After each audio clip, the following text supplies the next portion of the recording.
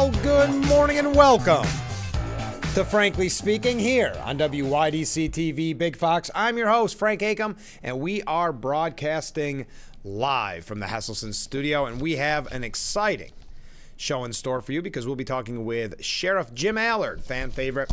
He'll be joining us in the 7 o'clock hour. We also have a lot of breaking news, a lot of updates from throughout, well, this week and last week in some instances. One big announcement that I'll be making throughout the morning, it is being reported that Representative Mike Lawler will be announcing whether or not he'll be running for governor later today. It did not give a time. He's going to give it to a news outlet, a national news outlet, as well as, I believe, an outlet in Rochester.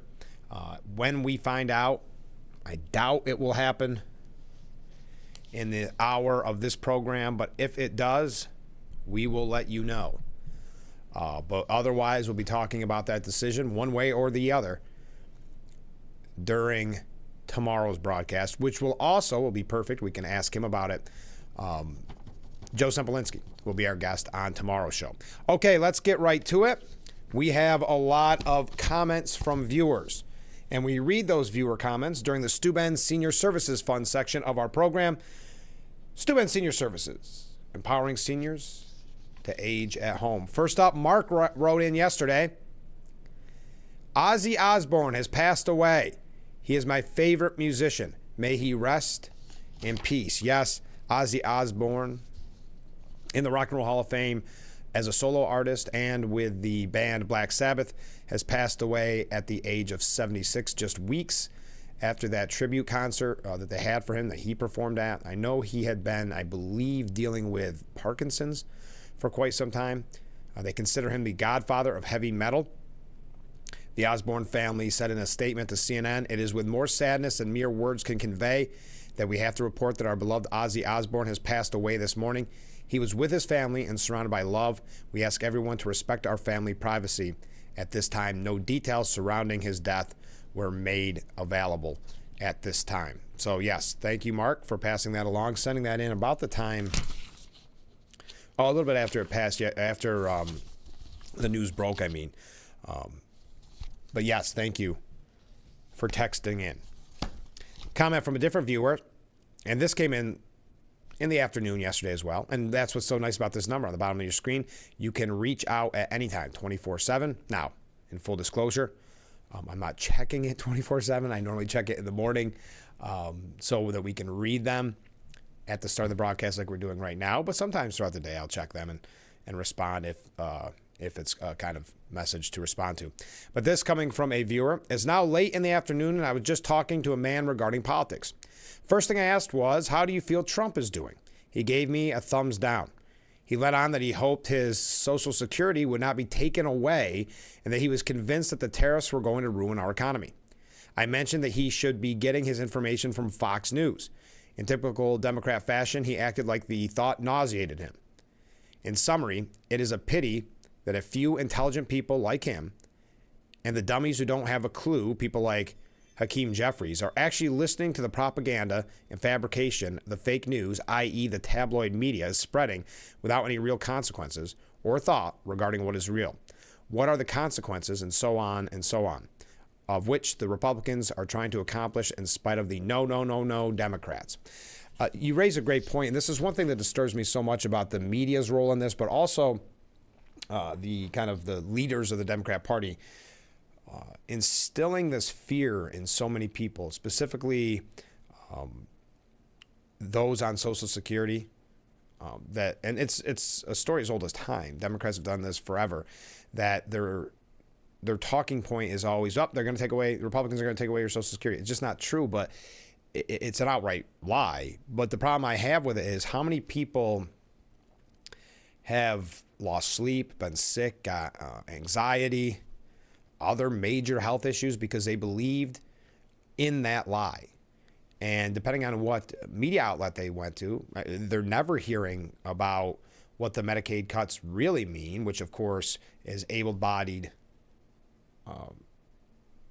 Americans. Able-bodied Americans would have to work a minuscule amount of hours a week to continue on that Medicaid. So when people find out what's actually in the big, beautiful bill, they're actually much more supportive of it. But of course, the media is presenting it right from the beginning that the American people hate it. And oh, by the way, you're going to lose your Social Security, which is just not true. So I understand what you're saying. And I feel very bad for the people that have succumbed to that fear mongering and that propaganda that is being pushed by the left. Comment from a different viewer. Poll on the Colbert firing. 25% answering he couldn't sing. 25%, I'm not a Yankees fan. And 50%, who is Joe Colbert? Yes, I don't think he's as relevant, and I appreciate that. I don't think he's as relevant as he thinks or the media wants to believe that he is. Think of it yesterday. We brought those numbers to you yesterday. They always say he's number one in late night in that time slot, or in late night, I should say, in that generalized term. Because they've never given Greg Gutfeld that label, that he's a late night host. Because Greg Gutfeld beat him by nearly 1 million viewers a night. So who's the real king of late night, as they always throw that label around? It would be Greg Gutfeld. But of course, they can't give him that. They don't look at him in the same category. But if you look at the production of Greg Gutfeld's show, and how little it costs to produce that as compared to I couldn't believe the numbers. I don't have them in front of me, but the numbers for the cost of the Colbert show, the Late Show, were staggering. And we know that he was losing about $40 million a year, even being supposedly quote unquote number one in the ratings. So thank you for that.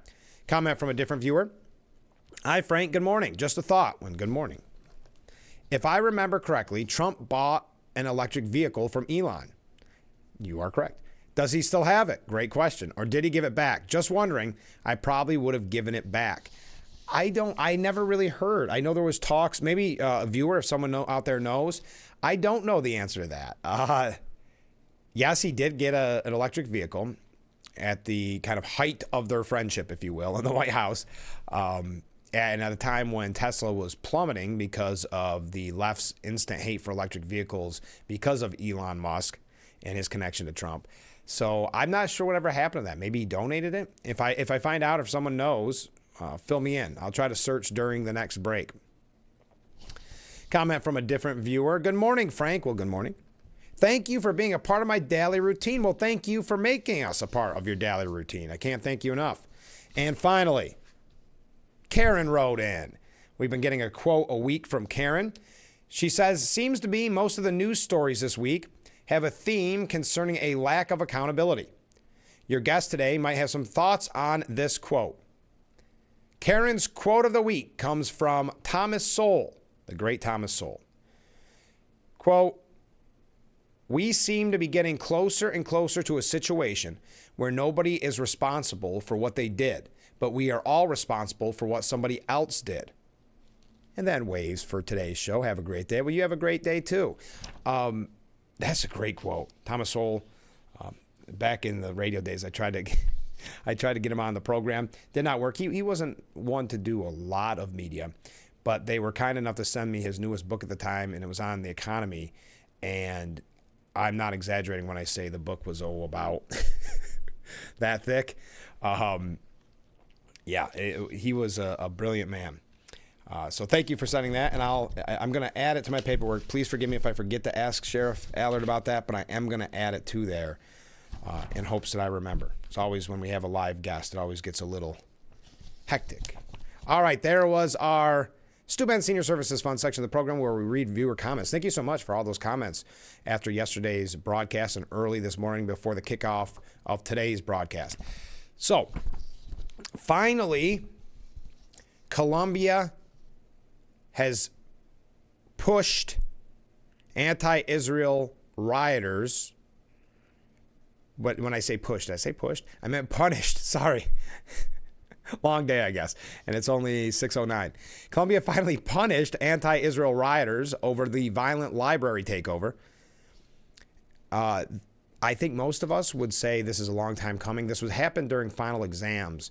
And there were Jewish students, but also all forms of, if you will, of students that were just trying to study for their final exams, and they took over the library shouting anti-Semitic, anti-Israel, pro-Hamas things, making it so you couldn't study. And one of our biggest complaints in all the universities where this has occurred is that there's no real punishment. So these students get their Instagram photos, they post them, and they get pat on the back from their like-minded echo chamber, and they get everything they want with no repercussions. Well, Columbia has changed that for dozens of anti-Israel rabble-rousers.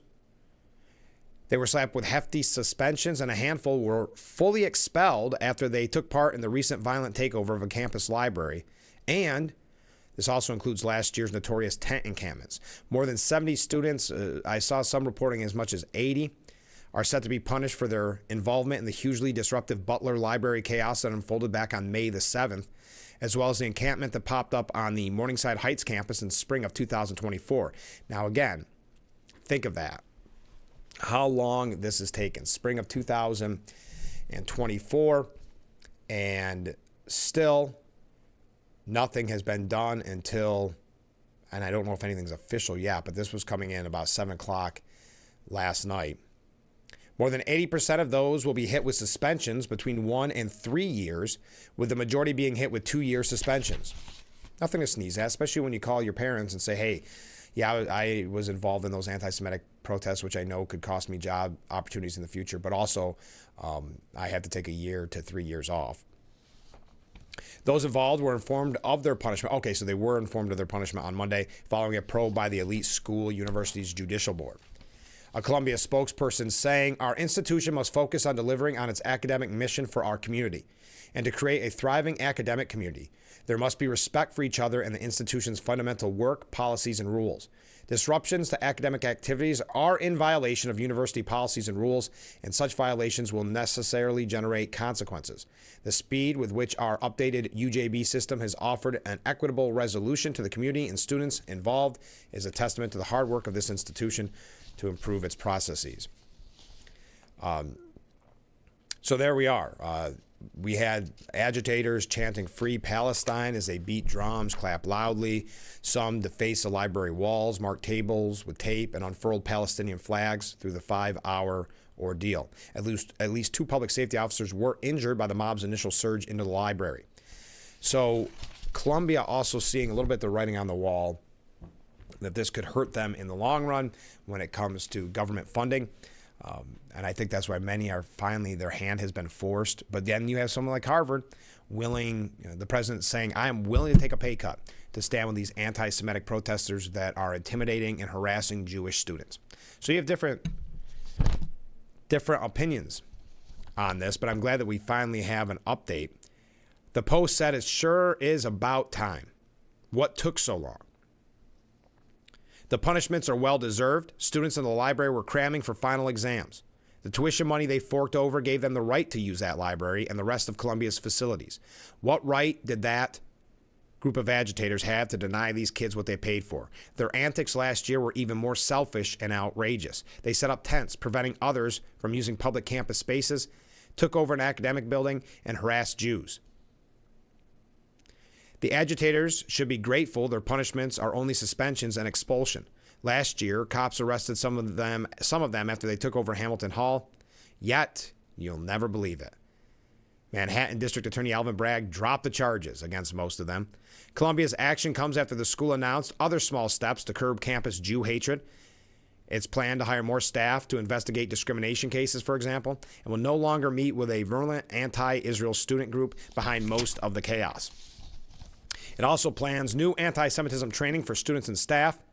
Most notably, it's adopting a broader definition of anti-Semitism that aligns with what the International Holocaust Remembrance Alliance uses. That includes expressing hatred towards Jews, whether physical or rhetorically, slurring Israel as racist, and opposing the right of Jews to have a state of their own, Holocaust denial, and justifying the killing or harming of Jews based on radical ideology. These are moves in the right direction. But there is no excuse for waiting this long. Because if you recall, it was October 7, 2023, when that horrific terrorist attack took place against Israel. That is when this hatred really exploded on college campuses. That was almost 2 years ago, folks. It was not until Team Trump pulled $400 million of federal funds did Columbia even start to think about asking meaningful measures to right the ship. And don't celebrate the new moves too early either. The school's got a long way to go to cleanse its record of tolerating and in most instances promoting anti-Semitism. We know that the faculty and the staff have been promoting this and in many instances taking part in it. So let's hope its latest moves are just the first of many more.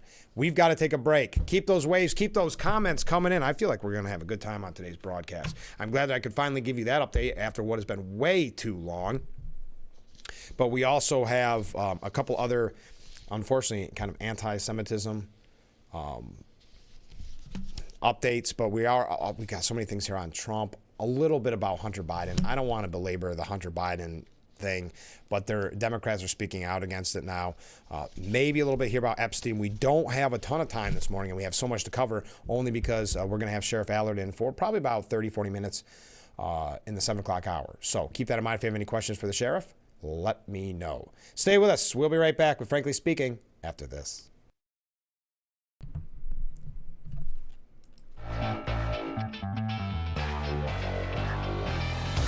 The Frankly Speaking Roof Cam, brought to you by Boss Security in Horseheads. Contact them today for all your business and home security needs. And we are back, broadcasting live and proudly from the Hesselson studio here on Market Street in Corning.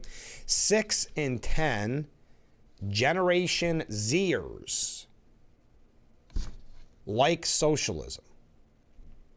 This is one of the things we're dealing with. This is why we've talked about Zohran Mamdani so much and his win in the mayoral primary, because it's not something you could take as a fluke. Yes, Cuomo was a bad and flawed candidate, clearly, but I think there's more at play than this. And the reason I tie this in with what just happened with Colombia, we know the socialism, the Democrat Socialists of America have this anti-Semitic agenda that we've heard so much about, the chanting. I know a recently resurfaced video of Zohran getting angry at somebody calling them a Zionist. But 6 in 10 Gen Z, I guess Gen Zers is what you'd call them, like socialism. Ricky Schlott from the New York Post said, Zohran Mamdani owes his primary victory to young New Yorkers' fiscal anxiety paired with their economic illiteracy. The majority of that generation is warm to socialism, thanks to our education system's failures to equip us with the knowledge of history and economics required to debunk the shiny promise of free things. I would say it's not necessarily a failure. I think it's on purpose. I think to them it's a success. They've been pushing a socialist agenda. Look what happened on the college campuses. They've been pushing an anti-Semitic agenda, a socialist agenda, a radicalized agenda. And these young people know nothing else but what they've been taught in schools. But you've got to look at that as a bigger, and I'm not going to go through her whole piece, but a bigger issue that we're dealing with than just to laugh it off. You know, originally when the woke policies started, people are laughing them off and saying, oh, these college kids, when they get out in the real world, they'll see what it's really like. And then, as I said, and this is back in radio, if you were listening at that time, I said, no, the real world's going to adapt to them. It's going to start with government institutions, some of these big corporations that think that it'll play in their favor. And yes, much of that woke culture has come crashing down with the election of Donald Trump, and one of the reasons why he was elected. People were done with the woke culture. But in this instance, this continued socialist push, I don't think is going to go away. Like the woke policies are slowly going away. When you have radicalized socialists winning mayoral primaries in New York, you've got to look at that as a bigger, kind of a bellwether of things to come. And also you've got to look at it as what we're dealing with in New York. As I had mentioned at the very top of the hour, it is being reported that Mike Lawler is going to make his announcement whether or not he is going to run for governor of New York State today, okay? He's going to make that announcement today. Most likely, my thought is we'll be talking about it on tomorrow's broadcast. I can't imagine he makes the announcement because it's going to be with some national news outlet, and then I think an outlet in Rochester. Maybe they're combined. Maybe they're an affiliate kind of scenario. But if that is the case, I don't imagine it's going to be between the 6 and 8 o'clock hour. Having said that, when we talk about changing leadership and getting rid of Governor Hochul as our governor, it's an uphill battle when you have a socialist winning a mayoral primary in New York City. Remember, those New York City voters get to vote for governor as well. And then in general, the larger picture of 6 and 10 of that younger generation, Generation Z, liking socialism. Hey, one last thing on anti-Semitism, then we'll take a break. Anti-Israel protests. Remember this name, Mohammed Khalil? He was interviewed on CNN yesterday. He refused to denounce Hamas, insisting it was disingenuous for the anchors to demand his position on the terror group. Now, he's a Palestinian activist and anti-Israel activist who was detained for 3 months by the Trump administration for his role in the often violent Columbia University protests. I know I should have brought this up with the Columbia update, but hey, sometimes things don't go that smoothly. He called the question absurd. All Brown asked was, do you specifically condemn Hamas, a designated terrorist organization in the U.S., not just for their actions on October the 7th? He condemned the killings of all civilians, full stop, but did not condemn Hamas. They said, what about Hamas specifically? No, I'm very clear with condemning all civilians. I'm very straight in my position in that part. So he got a little tongue-tied, but then called it disingenuous. Again, this is what we're dealing with when you talk about the anti-Semitic protesters on college campus. I know he was already a graduate, but he was still an agitator involved in those protests. All right, when we come back, we're going to go through about 5 or 6 quick stories, big updates from yesterday, but we're not going to dive too deep into them, but I think they're things you need to know to start off your day. Then maybe diving into depth on some other major issues. We've got a lot to cover. Don't have a lot of time to get there because we're going to be talking with Sheriff Allard in the next hour. Keep those waves, keep those comments. You're a little quiet. You started off gangbusters, folks. Now we're going a little quiet out there on me. Stay with us. We'll be right back with Frankly Speaking here on WYDC TV. Big Fox.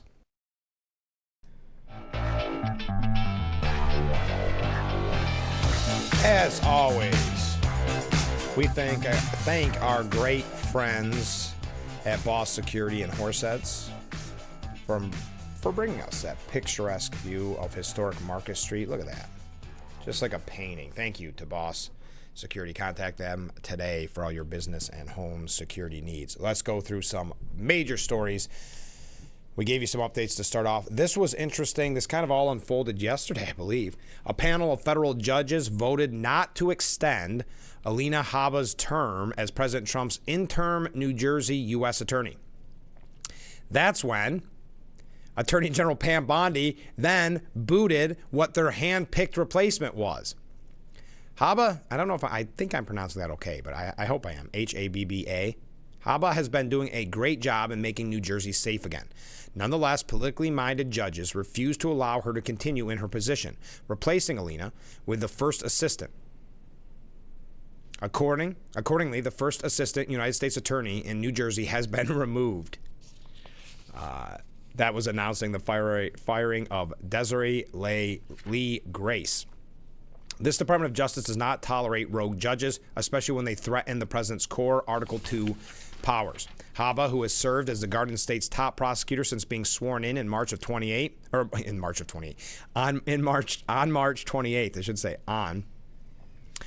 has just 120 days to serve before her temporary term expired July 26. In the absence of Senate confirmation and with Trump not willing to pull her nomination, the Garden State's 17 federal judges, mainly appointed by former Presidents Barack Obama and Joe Biden, could have voted to extend her tenure. Federal law allows for district judges to extend a nominee's interim term until the vacancy is filled, should they fail to be confirmed by the U.S. Senate, but the panel opted against that. In a signed order, Chief U.S. District Judge Renee Marie Bum announced the appointment of Grace, who Habba had appointed first assistant U.S. attorney shortly after taking office. Anyway, so you get the gist of that. But that was just a quick update, and that could have been a story you missed altogether yesterday. All right, Trump announced a sweeping Japan trade deal with $550 billion in investments by Tokyo. Taking a Truth Social, the president said, "We just completed a massive deal with Japan, perhaps the largest deal ever made. Japan will invest, at my direction, $550 billion into the United States, which will receive 90% of the profits. Perhaps most importantly, Japan will open their country to trade, including cars and trucks, rice, and certain other agricultural products, and other things. Japan will pay reciprocal tariffs to the United States of 15%. And yesterday, Trump met with the president of the Philippines, Philippine President Fernando Marcos Jr. And in those conversations, Trump announced a trade deal with the Philippines and Indonesia as that tariff deadline nears. The back-to-back announcements came after White House's meeting with the Philippine president and Indonesian president. The agreements mark a major push by the Trump administration to rewrite trade terms with key partners ahead of an August 1st deadline, after which tariffs are set to rise unilaterally on countries without a new bilateral deal. In his first announcement, Trump said of the Philippines that they had agreed to eliminate all tariffs on American exports, calling the country open market with the United States and zero tariffs. He added that Philippine exports to the U.S. would be subject to a 19% tariff and said the two countries had agreed to expand military cooperations. It was a beautiful visit, Trump said. President Fernando Marcos is highly respected in his country, as he should be. He is also a very good and tough negotiator. Later, Trump unveiled a similar agreement with Indonesia, saying the country would remove 99% of its tariff barriers on American industrial tech and agricultural products. He also announced that Indonesia would supply critical materials to the U.S. and sign deals to purchase Boeing aircraft, energy products, and farm goods. Transactions, Mr. Trump said, would be worth tens of billions of dollars. Also, your thoughts on this. Oh, yeah, we're going through things quick, and we're not even going to try to segue. Your thoughts on this. The House Appropriations Committee voted yesterday to rename the Kennedy Center Opera House after First Lady Melania Trump, approving an amendment by Representative Mike Simpson as part of the fiscal year 2026 Interior, Environment, and Related Agencies Appropriations Bill. The House Appropriations Committee voted 33 to 28 to advance a bill that would officially designate the Kennedy Center's Opera House as the First Lady Melania Trump Opera House. The move, championed by Representative Simpson, aligns with the Trump administration's broader efforts to reshape the Kennedy Center into a family-focused, faith-friendly cultural institution, and, of course, as you can imagine, has already seen backlash from left-wing artists and Democrat lawmakers. Simpson stated, First Lady Melania Trump serves as the honorary chair of the Board of Trustees at the Kennedy Center. Naming a theater after her is an excellent way to recognize her appreciation for the arts. Now, this was attached to the fiscal year 26 Interior, Environment, and Related Agencies Appropriations Bill, which governs funding for the federally owned Kennedy Center. I'm getting tongue-tied this morning. The new designation would mark the first time a Kennedy Center theater carries the name of a Trump family member, a symbolic shift as President Trump continues to purge the venue of radical ideology. I don't know exactly where this goes from here, but your thoughts on that. Now, a couple media updates. NPR's top editor, Edith Chapin, has resigned days after Congress cut their federal funding. Edith Chapin told staffers that she is stepping down, and she gave her notice to NPR Chief Executive Officer Catherine Mayer 2 weeks ago. The move comes at a difficult time for public broadcasters like PBS and NPR. It's difficult because they choose it to be difficult. They want to make it difficult. Don't think for a moment you're not going to hear the sad stories of some station closing, or, they're going to try to show you the worst case scenario.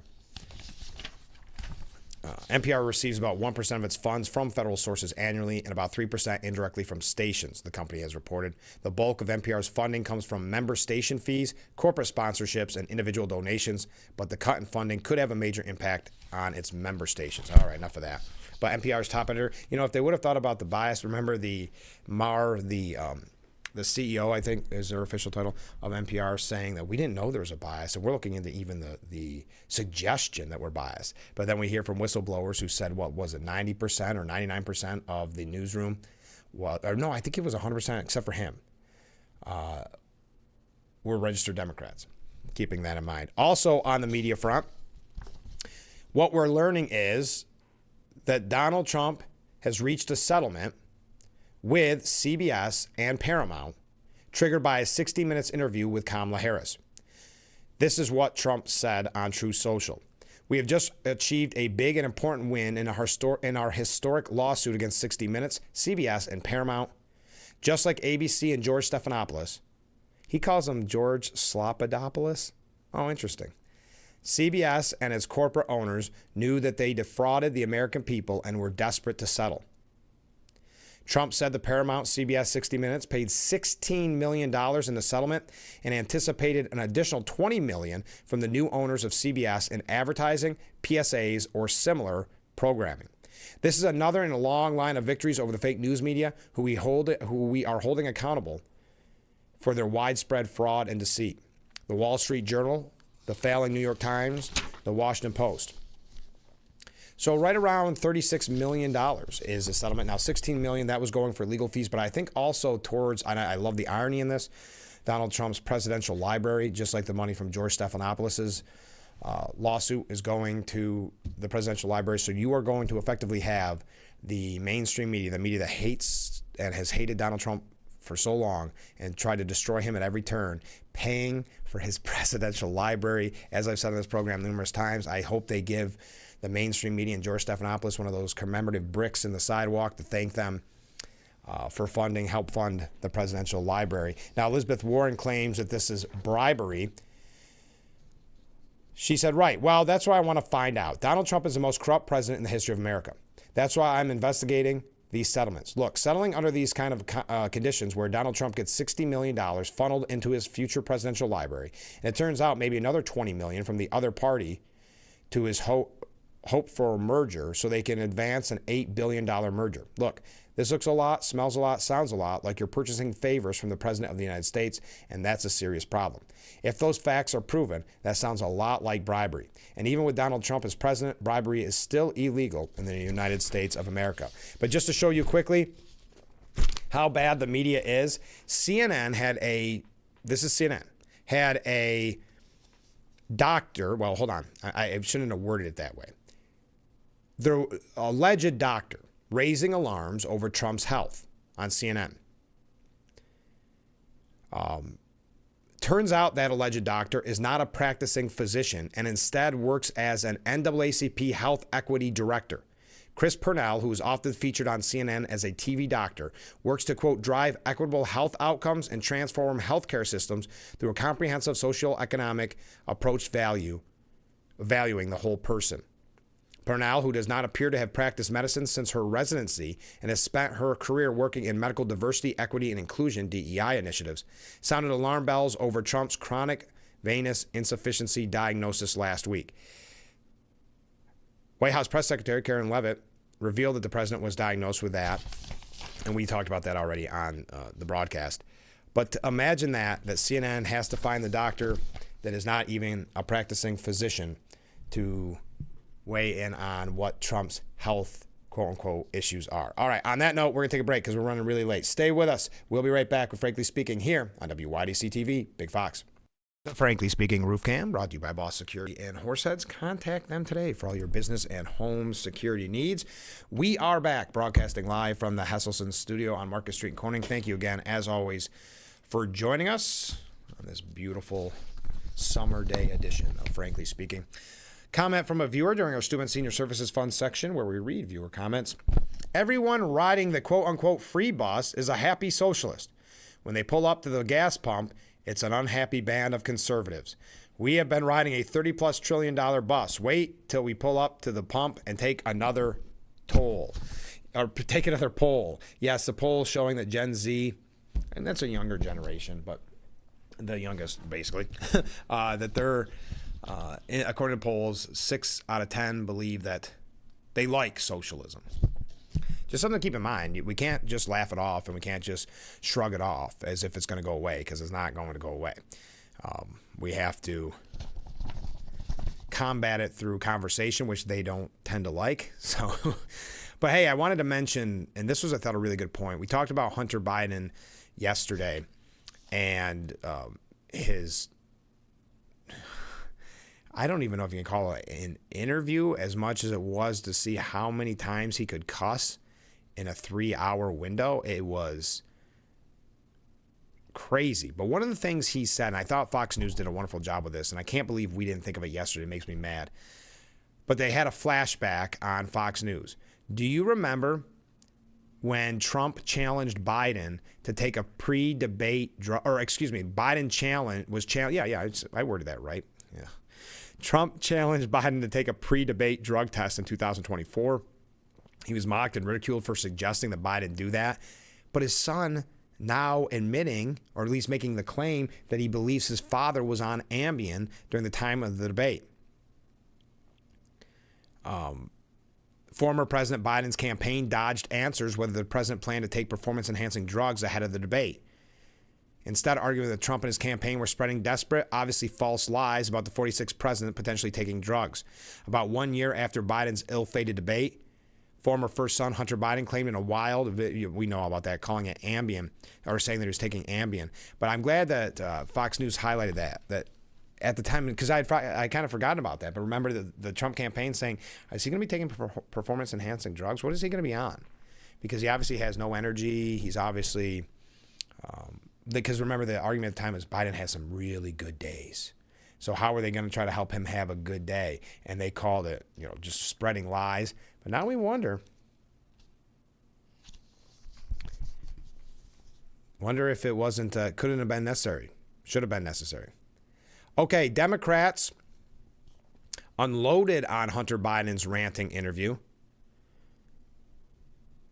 Ex-Bill Clinton advisor Mark Penn posted, "My stomach churns as seeing a foul-mouthed Hunter Biden attack the world." Some of these sources are anonymous, so bear with me. A well-positioned Democrat source said Hunter Biden continues to personify loss in a way that mainly helps Republicans.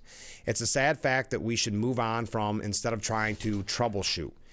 The laptop may have been from hell, but Democrats will remain in political purgatory the longer Hunter stays in the limelight. It's time to say farewell to his headlines while genuinely wishing him well. Other Democrat sources said the former son's antics weren't even a blip in their conversations with party insiders, and the blow-up seemed mostly contained to social media. The younger Biden sat for a total of nearly 4.5 hours. Wow, was it really? They must have edited it down to 3 hours. Is that right? Well, I don't want to go through everything he said. We talked about that yesterday. Because it was very uncomfortable to read yesterday because of having to say bleep the whole time. But Democrats are not happy that he's back in the limelight and complaining about some of the kind of stars of the Democrat Party, if you will. He went after James Carville. He went after Obama's kind of inner circle, the speechwriters, people like that, David Axelrod. So anyway, enough on that. But Kira Davis has a good point, I believe, which is who represents the Democrat Party in the year of our Lord 2025? This is a question on many of the greatest minds in the nation these days. There are a myriad of arguments which, in and of itself, denotes no one is leading the pack right now. Names like Jasmine Crockett, AOC, Zohran Mamdani are being floated in some circles. While each name may carry weight, most likely for their social media buzz, the unfortunate truth of the matter for Democrats is the leader of their party right now isn't one person, it is an idea. Elitism is the head of the Democrat Party. It is what lost them the White House and what continues to plague them as they flounder to solve the high mystery of the average American voter. Case in point, Hunter Biden. The former first son sat down for a bizarre, jittery interview with some Democrat podcaster. The hours-long interview was laden with expletives and rants about party loyalty. But one segment in particular stood out as a perfect example of what exactly is leading the Democrat Party. On the subject of illegal immigration, Biden launched into a vulgar rant about all the reasons we need illegal immigrants to stay and all the reasons our lives would be downright unlivable if we continue on this path. Quote, people are really upset about illegal immigration, blank you. How do you think your hotel room gets cleaned? How do you think you have food on your blanking table? Who do you think washes your dishes? What do you think does your blanking garden? Who do you think is here by blanking, sheer blanking, just grit? And will that they figure out a way to get here because they thought that they would give themselves and their family a better chance? That, my friends, is a true head of the Democrat Party, elitism. The idea there is a ruling class and a servant class, and the servant class' most important job in life is providing comfort for the ruling class. And they like it that way because they are just gritty, determined, simple folks who only want simple things for their simple lives. Yeah, we talked about this yesterday and how disgusting his comments really are. In Hunter Biden's world, the Democrat elitist world, illegal immigrants perform the jobs they can't imagine doing themselves. They wash our clothes, scrub our toilets, and clean our hotel rooms. They tend our gardens and pick our food. Most Americans count a few nights a year in a hotel room as a rare luxury. To the Biden-crats of the world, clean hotel rooms are a part of everyday life, an expected essential of basic living. Most of us don't have our own gardens to tend, and those who do attend those humble patches themselves as a form of therapy or substance. Biden-crats have gardens, and they can't possibly tend those gardens themselves. That is work for the servant class. I feel confident in positioning that statistically almost every American household takes care of their own dishes, not the Biden-crats. Dishes are a dirty work. They are meant to be eaten from, not scrubbed. Scrubbing is for the people who find great fulfillment in doing manual labor for slave wages. They can't even conceive of an electorate that washes their own dishes and changes their own linens and doesn't have a personal security detail with them at all time. The Biden-crats say these people love to work, so why shouldn't they be working for me? You'll notice no Democrat ever accuses these people of being dentists or architects. Ever since Donald Trump broke the internet on Joe Rogan's show, Democrats have been breaking their necks trying to replicate that reach. While they've suddenly developed a keen interest in podcasting, they still cannot make the format work for them. And that is because liberal podcasters have the same problem as the rest of Biden-crats. They're led by a bad idea. Everything that springs from the premise of us and them is therefore poisoned fruit. The fruit of the modern Democrat Party is rotten, born of a tree with disintegrated roots. I thought that was great coming from Kira Davis. And one last thing, Kristen Fleming said, I used to love the curse word that Hunter Biden used so much, but Hunter and Stephen Colbert and other politicians have ruined it for me. Anyway, we got to take a short break. Stay with us. We'll be right back with Frankly Speaking here on WYDC TV, Big Fox.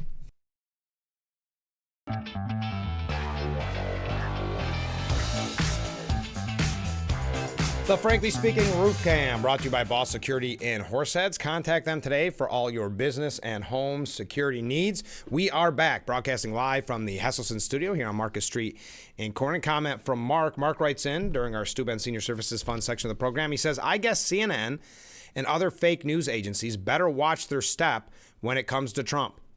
Tell the truth or be sued. It's about time they are liable for what they broadcast. He has definitely done a good job of going after some of these outlets. I know the outlets are terrified. Stephen Colbert, they're saying that was politically motivated, though he's losing $40 million a year. So I know, as they said specifically, it was a financial decision. But I do think it's created a scenario where people who saw for the last 4 years no real coverage of the president of the United States with Joe Biden, especially his mental acuity, now seeing the laser-like focus on Trump, and I think they're realizing it's again why we've said the media has lost all credibility. Okay, yes, we do already have to take another short break because I ran late in the last break, but I just thought it was interesting what Kristen Fleming had to say, kind of the ruining of these cuss words by politicians. Used with restraint and purpose, boy, the word packs a punch. But the overuse in polite society suggests it's time to put the word in the penalty box for a while, she suggests. Now, it is interesting to see after the fact kind of this, I don't think you could call it Monday morning quarterbacking necessarily, but all these politicians and all these people that were surrounding Biden knew the issues that he was having and yet covered it up, and Jake Tapper and the media covered it up, and now we're trying to rewrite history as if they just didn't know.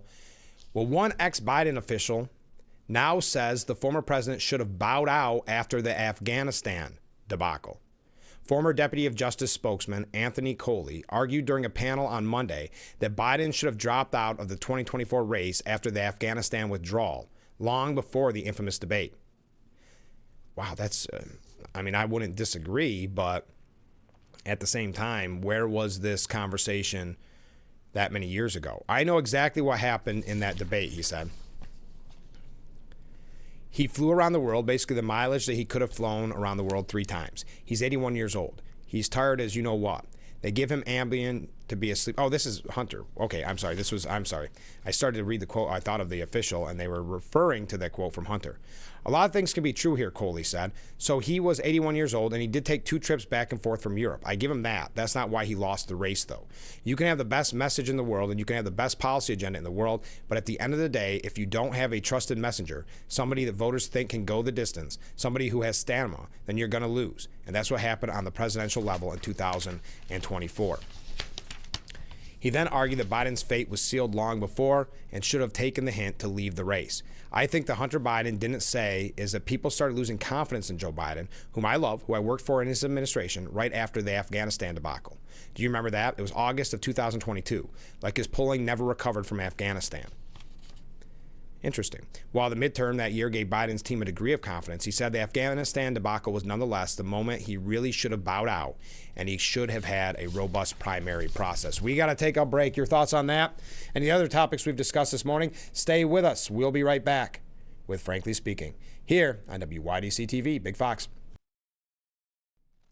The Frankly Speaking Roof Cam brought to you by Boss Security in Horseheads. Contact them today for all your business and home security needs. We are back, broadcasting live from the Hesselson studio on Market Street in Corning. Again, as always, thank you for joining us. We are just about out of time for this hour of Frankly Speaking. We've got Sheriff Jim Allard coming up in the next hour, so get your questions in for the sheriff. On tomorrow's broadcast, we'll be talking with former congressman, current assemblyman, also the chair of the Steuben County Republican Committee, Joe Sempolinski. So if you have any questions for Joe Sempolinski, I know another fan favorite, please feel free to reach out with your questions at any time for either guests. We have a lot left to cover and not a lot of time to get there.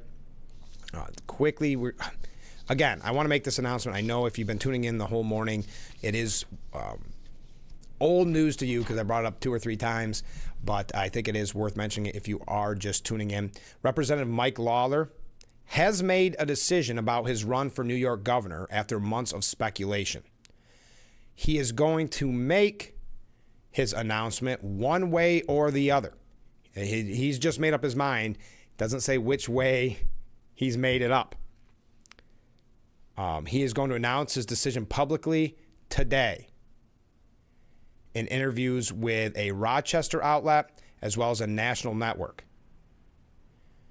So we'll keep you updated if anything comes in during this broadcast, but that is arguably the biggest story New York-wise this morning as we wait patiently to find out the decision by Mike Lawler. Other names being thrown around, of course, Elise Stefanik, who said it's not a matter of when, or not a matter of if, it's when she announces a run for governor. So I think a lot of behind the scenes, I know many people would have liked to see an announcement by somebody before this, and I would tend to agree, but I think a lot of this is getting the logistics worked out, whether or not someone else is going to run. They don't want a primary. I don't think anybody, even Mike Lawler, saying that they don't want a primary. So we'll let you know when we hear. But that's where we stand this morning. We do have a couple other stories we're going to get to hopefully before we talk with the sheriff. So again, at any time, get your questions in during that broadcast with the sheriff. We got to take a short break. Stay with us. Wrapping up hour number 1. And we'll be back with hour number 2 after this.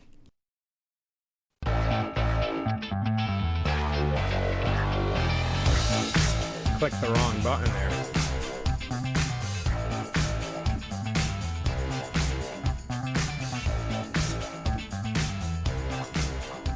It's hour number 2 of Frankly Speaking, broadcasting live from the Hesselson studio on Market Street in Corning. Thank you for joining us. Sheriff Jim Allard coming up here in just a little bit. We have some other issues to get to. Let's go to some viewer comments. Brought to you by Steuben Senior Services Fund. Steuben Senior Services Fund, empowering seniors to age at home.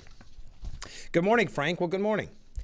It's a little early, but will you be at the Steuben County Fair this year? Well, I'm glad you asked because I am going to be at the fair. I don't have the official times in front of me.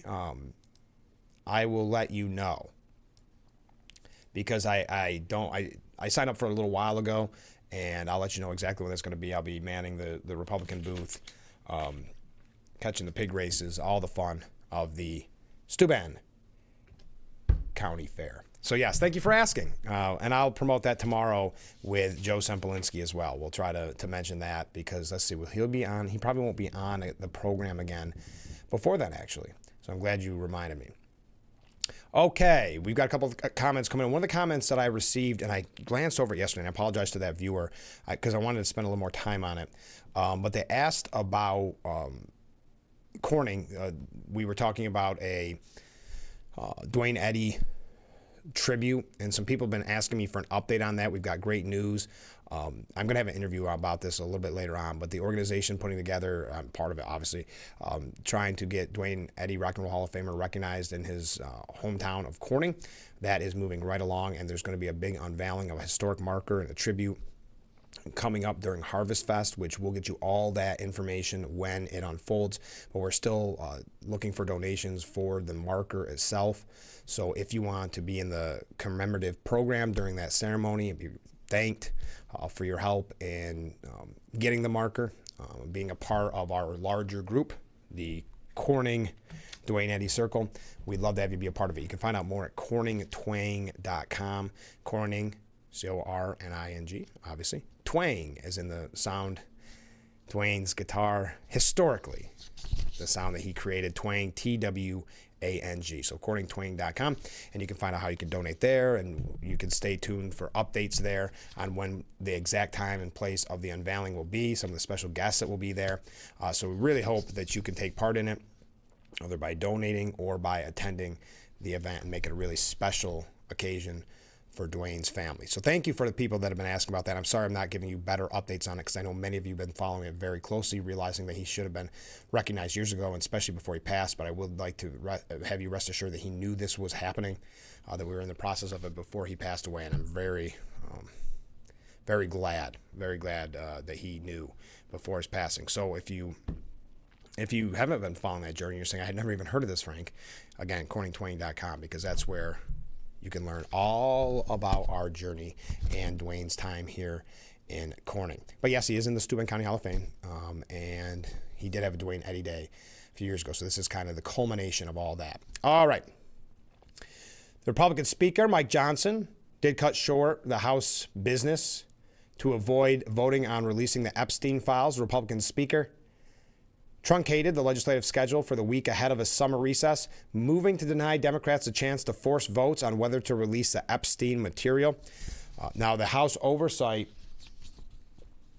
Committee to subpoena Maxwell for testimony. So the powerful GOP-led House Oversight Committee will seek to subpoena convicted sex trafficker Ghislaine Maxwell for testimony about the Jeffrey Epstein case as expeditiously as possible.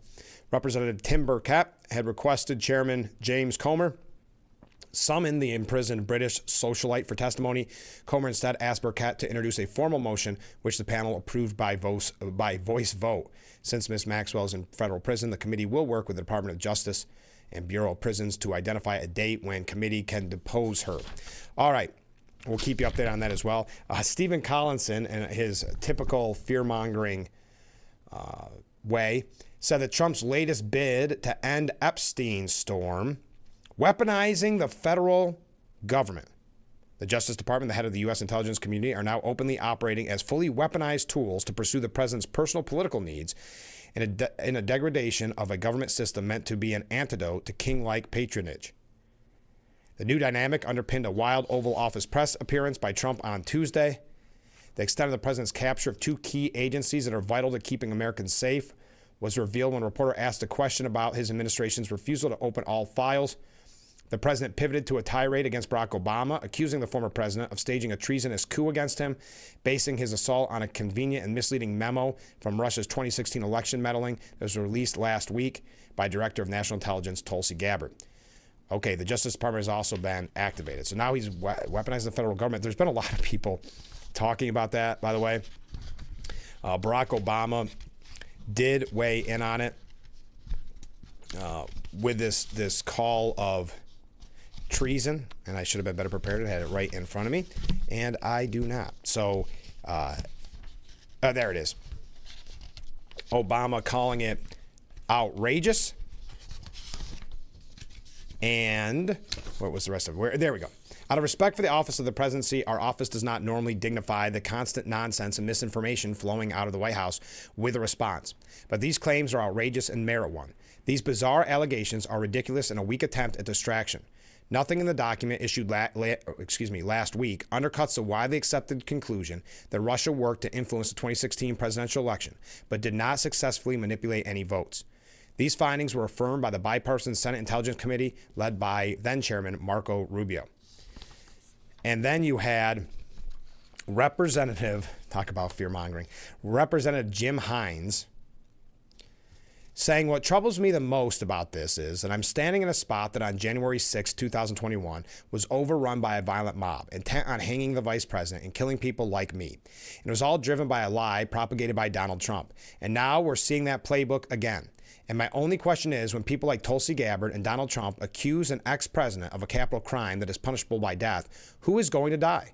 Who is going to die because they've decided they need a distraction away from the Epstein calamity, which they brought upon themselves?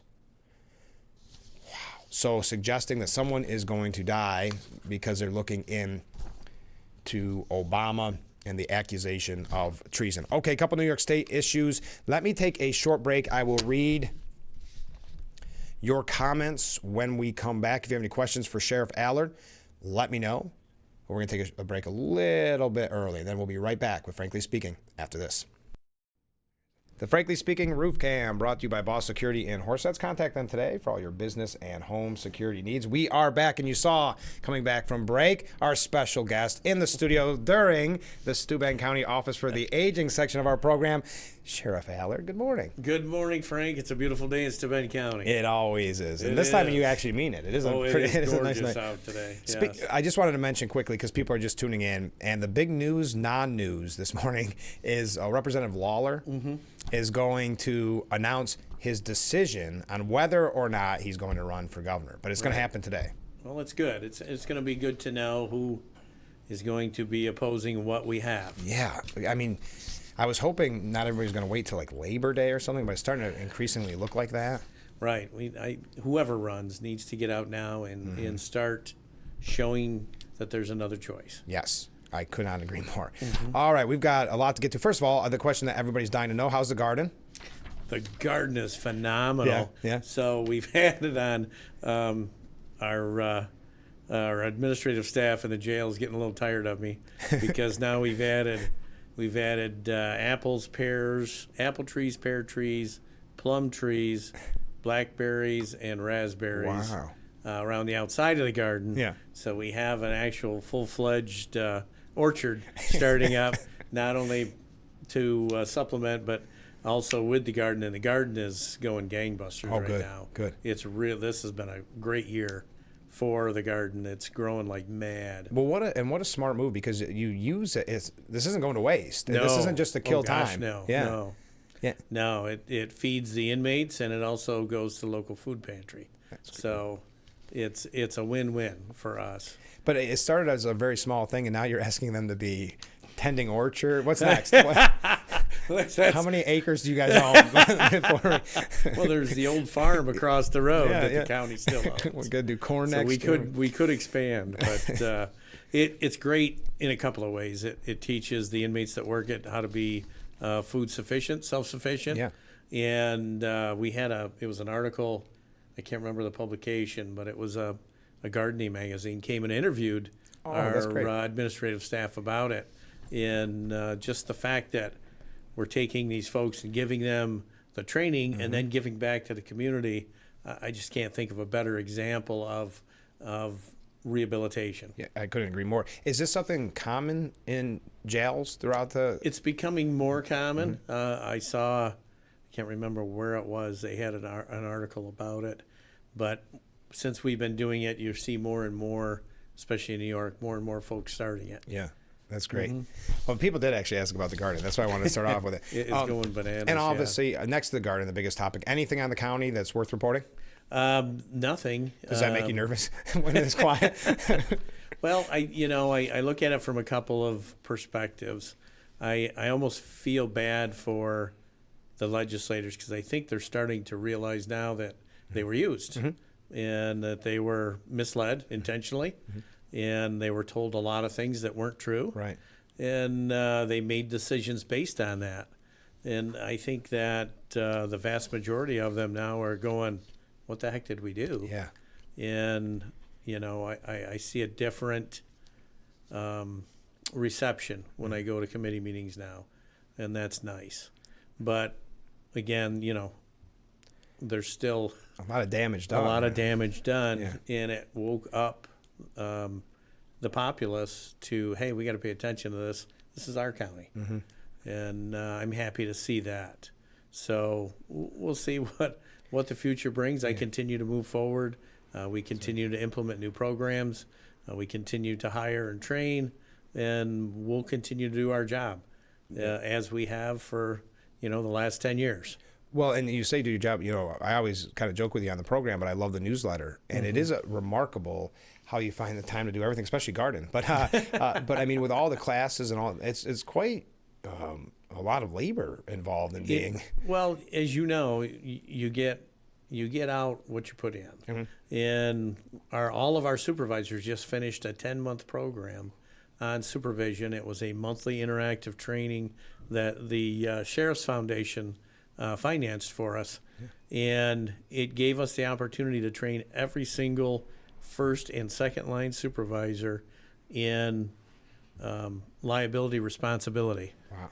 As a supervisor. Every day, looking at the decisions they make and how it's going to either invite liability or deter liability, which makes the county safer, more healthy, more whole.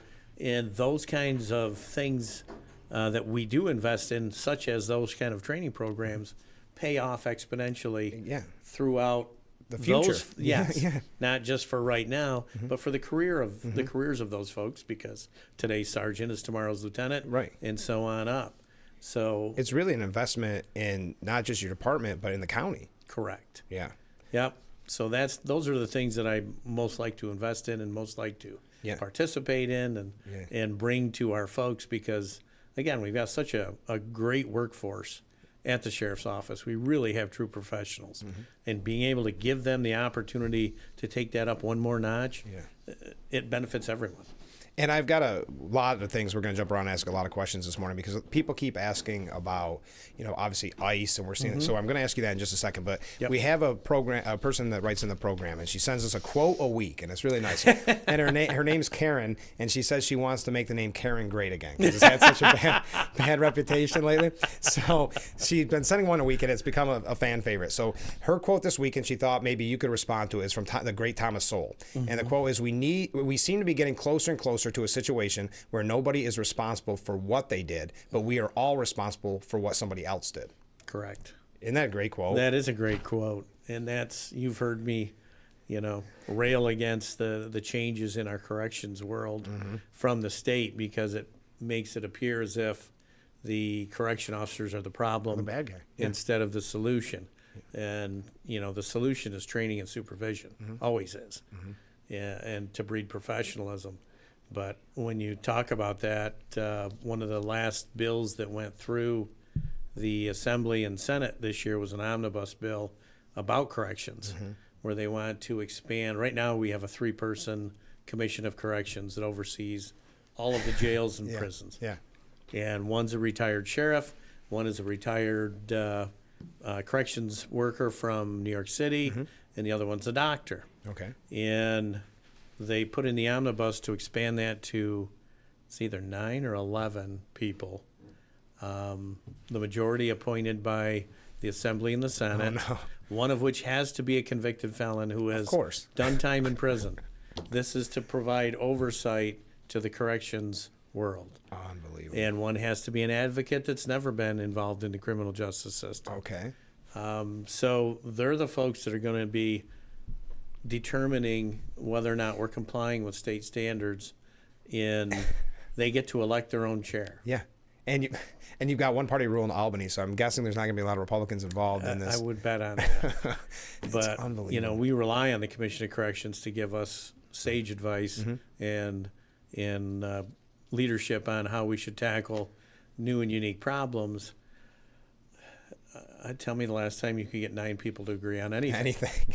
Yeah, but that's a great point. Do you think with next year being an election year, and Hochul probably a little concerned, specifically if a Republican gets out there strong and is good on fundraising, do you think she'll, even if they're just sugar-coated, but will try to do something when it comes to public safety?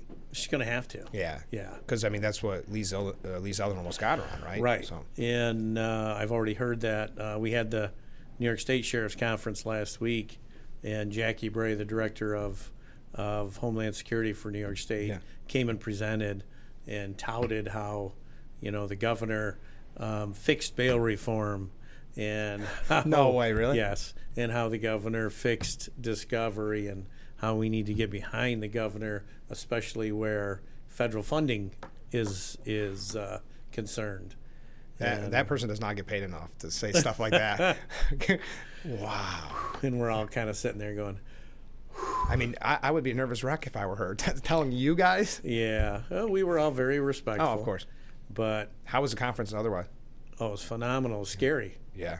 It was a little bit scary. We had a fella come in that has been on the forefront of AI and laid out how to use it to your advantage, but also the fact that within, in his opinion, within 10 years, AI is going to start correcting itself. Ooh.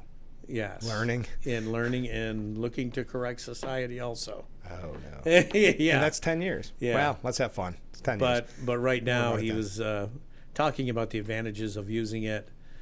He's worked with Montgomery County. So if you need a dump ticket, you click your app, it's on your phone. Oh, okay. That kind of helpful ways that he has worked with different counties, and he made his millions, working for Spotify and other folks that use AI to predict what you're going to hear. And they're always right. No. Yeah, I know. And so he gave us, I think it was a 3-hour class on it. It kind of blew my mind. Yeah, where it's headed. Yeah. It's also when you see, think of how inept I am about it. Oh yeah, well yeah, that too. I am right there with you. But I worry about how that getting in the wrong hands. We talk about this a lot with scams, right? Yes. And I've been reading about these scams where people are using a family member's voice essentially to get an older relative to send all this money in. It's a bad guy's always going to find a way to use any new technology. Yes. How do you even prepare for that though? Again, it's public education is a lot of it, and in being, we encourage everyone to be present in their elderly relatives' lives. Yeah. Because hopefully they'll pick up that phone and ask, "Hey Frank, somebody just called me. Should I do this?" Yeah, right. And you are say, you really "No!" Are you really in a Mexican prison? Yeah. They said I wasn't supposed to call your dad. Yeah, exactly. But that's really what they do, and exactly I knew someone what they do, who went through that. Their father.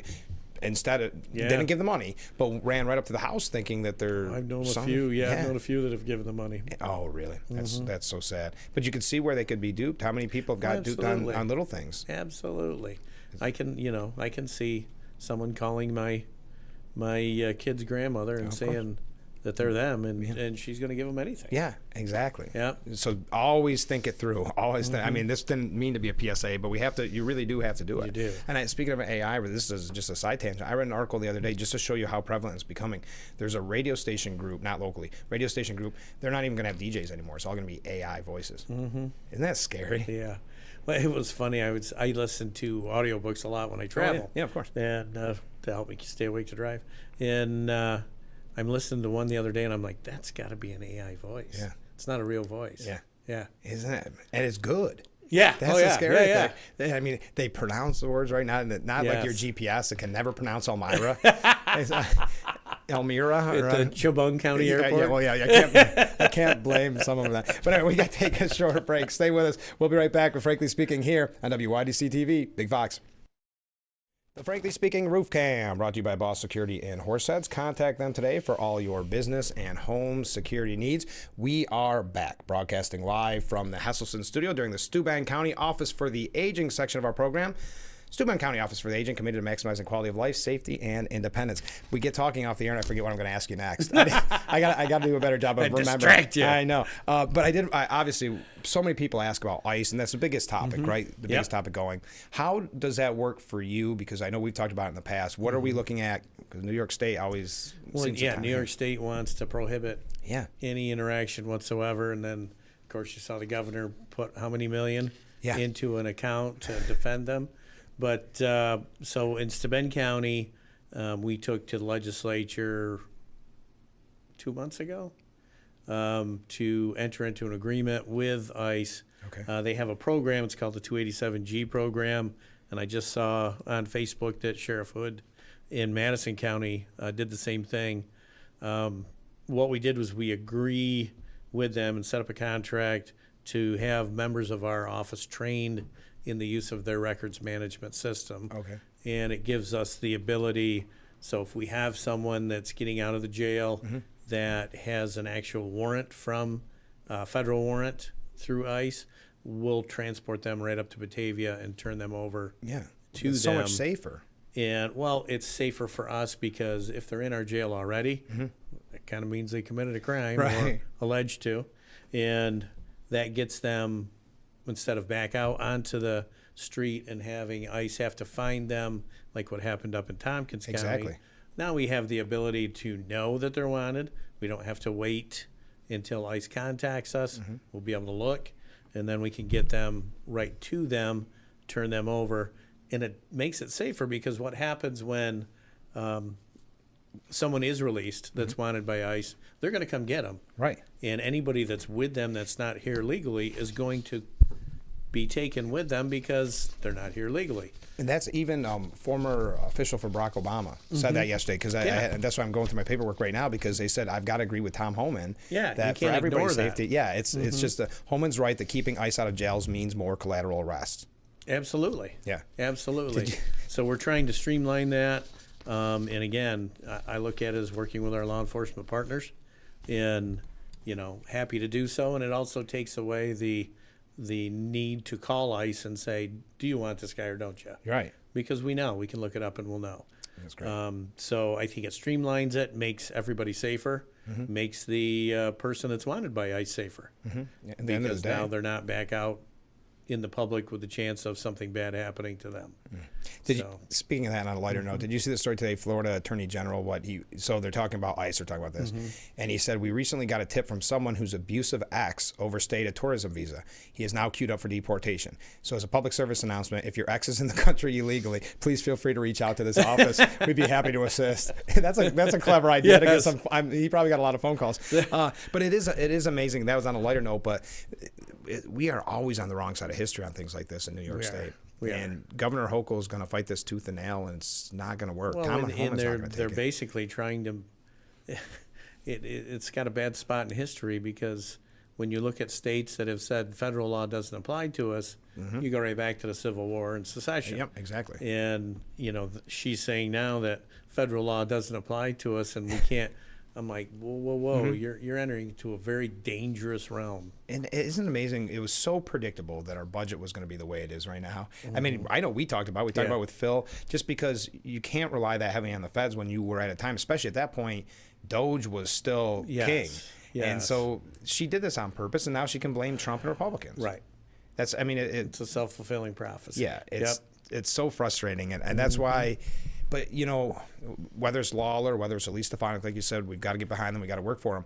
But, boy, after seeing Mamadani in New York win, a socialist win, it makes me concerned about the whole state. You got to look at his competition, too. Well, Cuomo, yeah, you're right. Cuomo and Adams. Yeah. So, yeah. It's tough. But, boy, a socialist, anti. I know. It's a lot of the very young vote. The Gen Zers are. Did you see that today? 6 and 10. 6 out of 10, yeah. Unbelievable. That's crazy. Believe, and they like. So we can't just, of course, that's the word like, right? Well, like socialism. And again, that's what they've learned. And, I've got 3 kids. One's a staunch conservative. one's kind of middle of the road, and one is as left as you can be. And Thanksgiving must be fun. we don't talk politics. Good. Well, like the way it used to. It's like the Saturday night skit where they're singing Adele. You know? Yeah, exactly. But you know, I look at the different times that they went through the education system. Yeah. I don't know. When you see Columbia, you see these things, you don't want to get jaded. You don't want to start. You can't, right? Right. I can't remember who it was I interviewed a long time ago where I said, is New York lost? And they said, you can't believe it. You can't give up on it. Or you've lost, right? No. And I don't think it is, but we got to have hope. We got to, but. Well, I think, you know, that's the information age has affected our young folks. They've had every bit of information available, but they never have developed the experience and the wisdom to know how to use that information. And I'm not just saying, I'm not that crotchety old guy that's saying that, but that's so much information to process, and it's so easily packaged and maneuvered that unless you have the benefit of experience, you can't necessarily process that without the lens that's been established for it. And I can't remember who said it, but when you see the attitudes of some of the younger people, they're going to like colleges to teach, not to learn. They're so confident in what they quote unquote know. Oh, they are. Yeah. And so I don't know how we got on this side tangent, but I think it's necessary to have the conversation as, again, if you are just tuning in, Mike Lawler is going to announce one way or the other today. Elise Stefanik did say at that fundraiser for Langworthy that it's not a matter of if, it's when. Everybody's flirting with it. Let's get some answers here. Yeah. Let's get some movement. Okay, moving along here. By the way, we got a comment from a viewer, and I thought this was good. Good morning, Frank and Sheriff Allard. Well, good morning to you as well. What we did in our family to avoid some scammers was to set up a passcode with our children and grandchildren. This passcode gives us the ability to positively identify each other. I hope this will help avoid some AI scams. That's a great point. Just have a secret code or a secret word, right? Yes. Yeah. Smart listeners out there. Smart viewers. I like that. You got smart viewers. We do. We always knew we did. So speaking of some of the reforms that we're going to need in New York to really get us back on the track, did you see Trump talking about cashless bail? He said, he was speaking out on the cashless bail. Yeah, he says it's a disaster, but I'd love to hear from him because of that. I think it was that ICE agent off duty. I think it was an ICE agent that got shot in New York City.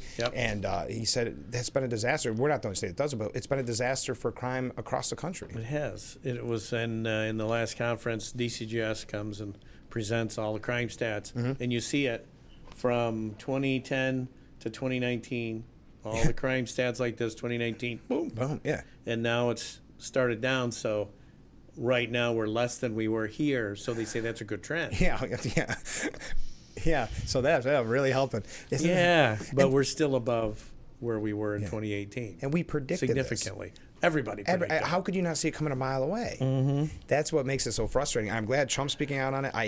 I wish more people would talk about it, and I know that I don't think anything's going to come from this, so I'm not getting my hopes up, but Albany had a really bad July 4th weekend. With violence and flare gun usage and some really weird things. They said there is a conversation going a little bit maybe about raise the age. Right. I don't know. Do you think anything will change? No. Then of course you have the people that just want to ban flare guns. So really, they said anybody. Well, even you look locally, we've had 3 shootings already this summer. Yeah, I saw that. In Steuben County, and a death by stabbing. Wow. That's already just this in the last couple months.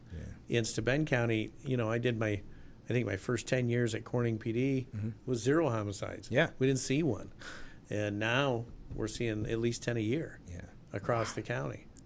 It's horrible. And the raise the age concerns me because what people don't understand, especially in the city, they're smart enough, these gang members. I mean, and again, we predicted it. That they're going around recruiting these young people because why not? You have a young person that holds on to your guns, your cash, your drugs. They're not going to get in trouble, and they know it. And that leads to that level of cockiness that they know it. And then the other gang members get away with murder. Literally murder. Yeah. And whoever thought these are good ideas, but again, this is the idea of one-party rule, and it's also, I guess they don't want to. Who are their constituents that they would anger by changing this? That's what I don't understand. By making people safer. Yeah. That's all special interest lobbyist groups. It really is. Sheriff Baxter in Monroe County runs a specialized security detention, which is one of the new facilities for 17-year-olds accused of serious violent felonies. Yeah. And he said 90% of the 17-year-olds he has in there are accused of murder. Wow. Yeah. 17 years. That's unbelievable. Yeah. And so you've got raised age, you've got the cashless bail, all the bail reform. That's why it's so funny at your conference that they said they fixed bail reform. Yeah. But that's why we need the change, and that's why I keep harping on the governor's race, because nothing's going to get done with Hochul. No, in that way. nothing's going to change with the one-party rule, and that's unfortunate. You know, I know that our partners, Phil and Tom and Joe, you know, they work diligently to be heard and try to make a difference, but I feel for them. I know. It's got to be like bashing your head into a brick wall every day, because Holy moly. if you look at some of the great ideas of bills that Joe has put up, and Phil, of course, but Joe being new to it, he sends out more press releases, and you go, these are brilliant ideas, and he knows, writing and putting all that work into it, that it just went in the trash pile the minute he handed it in. And unless he can get a progressive Democrat to co-sponsor it with him, it's going nowhere. Yeah, and those are not the kind of things, especially when you talk about public safety, that are going to get that progressive Democrat. It's like you said, it's just got to be so frustrating. But hopefully things will get better. I don't know how you word that, but I thought after maybe the July 4th weekend, there was originally some talks about changing and raise the age, but I just don't think there's enough support for it. I don't think there is either. But you know, again, we tend to in New York State throw the baby out with the bathwater when we make change. You know, bail reform, was it needed? Yeah. Not in the there way. was a disparity for folks that didn't have money compared to folks whose families did have money. That needed to be fixed. But instead of doing this, we went bam, boom, with the needle. Yeah. And same thing with raise the age. You know, there's certain felonies that should automatically be treated as an adult. Murder being one of them. And you know, homicide should be automatically treated as an adult, and there should be that ability to do that. Otherwise, you know, you're taking away a consequence which discourages this kind of behavior. Yeah. Well, we got to take a short break. Stay with us. We'll be right back with Frankly Speaking here on WYDC TV, Big Fox. The Frankly Speaking Roof Cam brought to you by Boss Security in Horseheads. Contact them today for all your business and home security needs. We are back during the Steuben County Office for the Aging section of our program, where we're interviewing Sheriff Allard. There's so much to cover, and I want to say congratulations on the accreditation of Steuben County Jail. Thank you. What it was we're nationally accredited for our health services, which is we had to really work to get there, but partnering with our provider Prime Care, I was happy to be able to get there and get that certification. And again, the work that our correction officers do and everybody involved with that is just phenomenal. And it's just another example of their professionalism. And I couldn't be more proud of them. Do you see the cost, by the way, to the state of overtime with corrections officers at the state level? I think it was like $480 million or something. We interviewed a guy that's on our deputy list 2 days ago that as a National Guardsman is working nights at Groveland still. Really? And getting paid at that level. Yeah. He's like, I'm making bank up here. I'm sure. And he's working 12-hour shifts overnight at Groveland. He lives in Bath. And I'm like, holy moly, how can we even tempt you to walk away from that? You can't compete. Yeah. How have the new corrections officers went that you guys got? So we hired 12. Then the state said, we're still in love with you and we'll take you back. And we didn't mean anything by it. We didn't mean it. Yeah, it was like a bad divorce. Yeah. We didn't mean it. We want you to come home. Yeah. So 7 of them went back. Actually, 2 of them just left the corrections altogether. I can't believe it. So we still have 5 that have continued to work and say they're in, they love it there, and thank you so much for having us on board, and we're not leaving. That's got to be great though for them, because they went from seeing how they were treated. Yes. And I've said this a million times, but yes, if people want to make more money and everything they do and things like that, but sometimes you got to worry about your mental and physical health at the end of the day. And they can work. They don't have to work, 1 million hours a week. That's right. And they can go home at night. Family. Yeah. And again, we tend to take pretty good care of our employees and treat them with respect and value. So I think that went a long ways with them. I'm sure. And at the end of the day, getting 5 is not bad. I mean, we need it. I mean, we need it. You were destitute. Yeah, we were 16. So we have 75. We're supposed to have 75 full-time correction officers. We were 16 down. Oh, wow. So now we're about 10 down. Yeah. Well, gotta start somewhere, right? But with this, and we've talked about the state readies not being taken by the state, we were up to 200 inmates for the first time since bail reform. Oh, my goodness. And because we had 35 that needed to go to the state that they weren't taking, and then we had another 14 parole violators, which, boom, to our population. Luckily, the state is now starting to take them. They're taking 400 a week across the state, so we're down to 15 state readies now. Okay. And another big question that we normally get on the program, boater safety courses. How are they Still going every month. Oh, yeah. Have you found that there's been a lot of people that were shocked that never got the word that they had to have it? There is, and of course we presented, at the Keuka Lake Association, the Lamoka Juanita Lake Association, and people are like, well, what happens if I don't get it? Well, the first fine is $250. Oh, wow. So there you go. Yeah. That's wow. We've seen a great outpouring of people. We're filling them every month, and you can take it online if you can't get into a class too. So I'm sure there's a lot of people that were playing catch up when they, especially when the weather turned nice. And if you get it and you go in to get your enhanced ID license, you can get the boater. Okay. It's an anchor on your license that shows you have it. Is there going to be any room on these IDs anymore? It's like a NASCAR. Yeah. That's actually a good idea to Hochul. Start advertising on our IDs. Make a little extra money for us. So it is summertime. We're talking about that. How are the camps? Everything going? Fantastic. Yeah. Summer camp's been great. Our kids went up. I think we sent 13 this year. They had a great time and loved it. And we have had some pushback this year from some of the downstate counties because kids can't have cell phones with them. Oh, yeah. So some of the parents actually have been pushing back against that. Oh, interesting. So what are they going to do when summer's over and they can't have them in schools?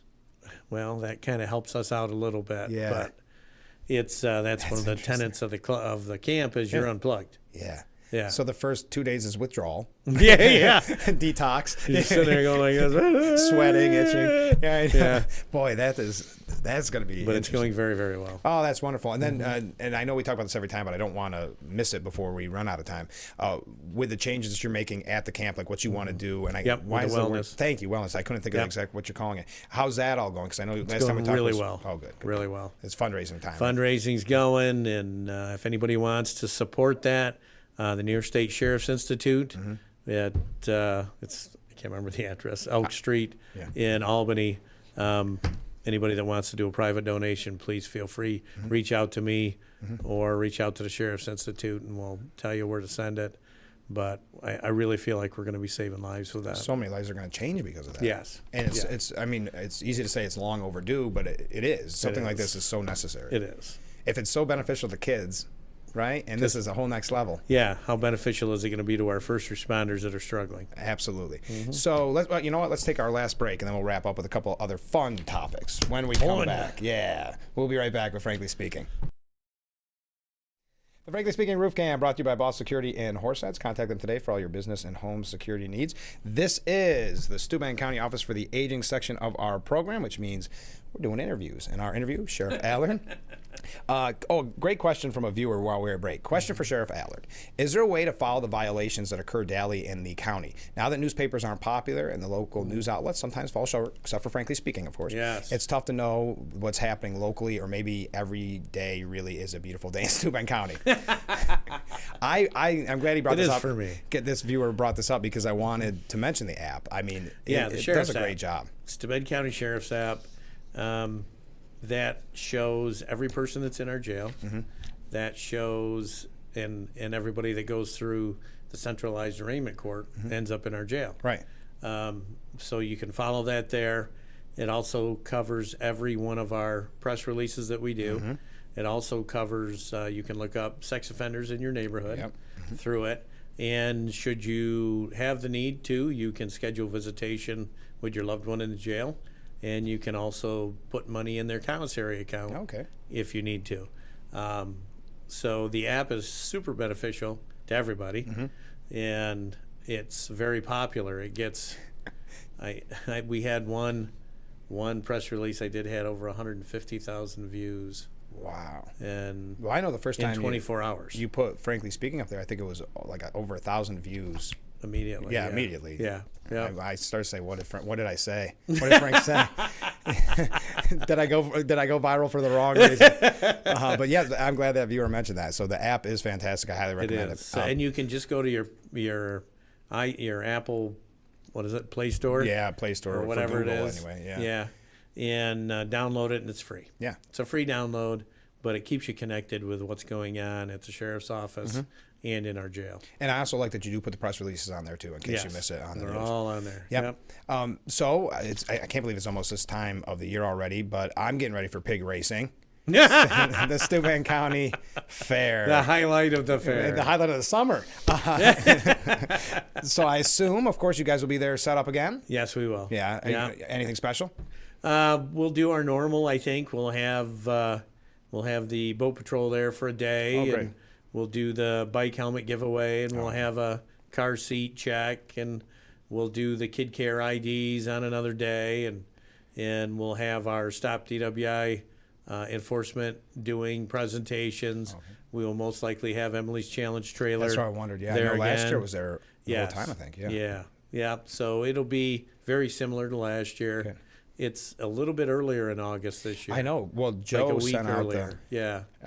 asking everybody to sign up to do the Republican booth, and I said, where did this come from? Yeah. Summer just started, right? Yeah. So kind of sad. But yeah, stop in, say hi, and we'll have a bunch of free giveaways and stuff at our little area. Yeah.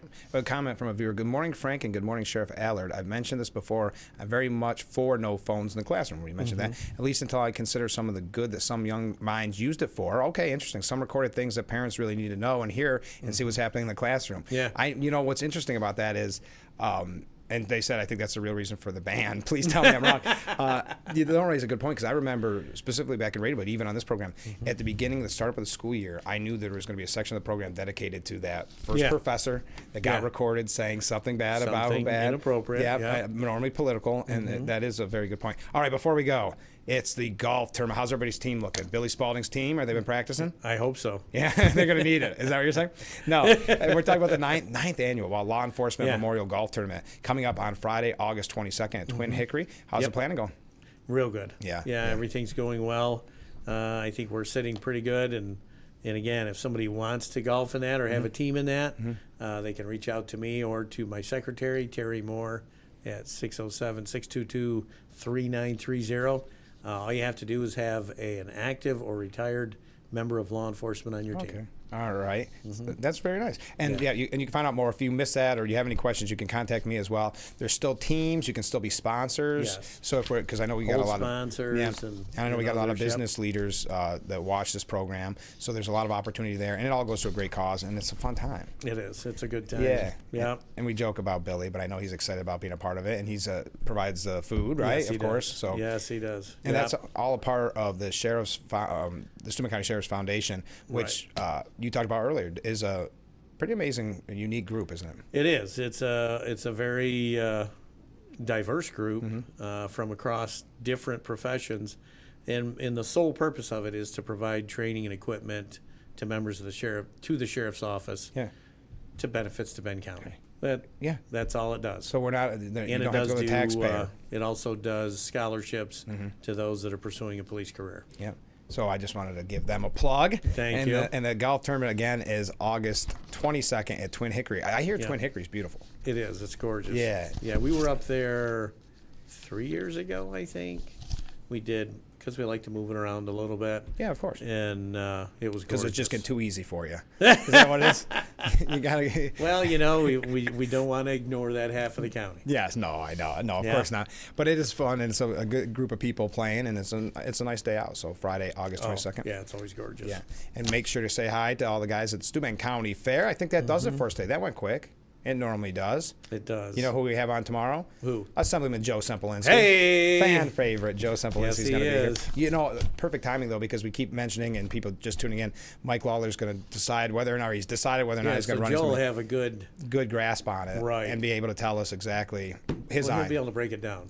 Yeah. And that's what's interesting about having Joe on the program, because you can ask him about the Fed, because he was a congressman, Yep. ask about the assembly, anything on the state, and then he's the chairman of the Steuben County Republican Party. So we've got a little bit of everything covered. Covers. Yeah. And what I find when he's on the program, and can you tell I'm killing time? And we have like 30 seconds. But what I can tell when he's on the program, it's so funny because people almost play like Stump Joe. He'll Right. just get like a random question about the Constitution. He's like, well, and he knows. And you he know? does know it. and That's the scary part. And I've told him that I don't ever ask him specifically off the air like, hey, someone asked this. You ready? Yep. He just goes with it. That's cool. So so we got some great guests coming up, and summer's going quick. It's going quick. And Frank, thanks for what you do, of for course. bringing local news and local issues Thank you. I to appreciate the it. airwaves, because nobody else is. Yeah, thank you. I appreciate that. On that note, I think that's a perfect way to end Yes. the program. Join us every weekday morning starting at 6 a.m. for Frankly Speaking, only on WYDC TV. Big Fox, we'll see you tomorrow morning, bright and early. I look forward to it already.